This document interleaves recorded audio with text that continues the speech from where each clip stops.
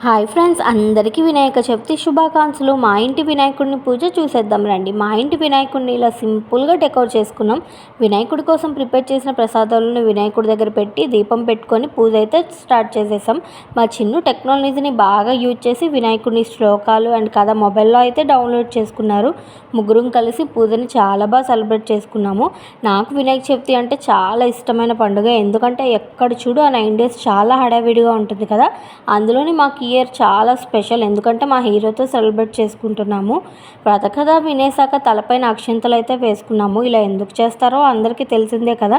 మనం బై మిస్టేక్గా చందమామని చూసినా నీలాప నిందలు రాకుండా ఉండడానికి అక్షింతలు అయితే వేసుకుంటాం కదా.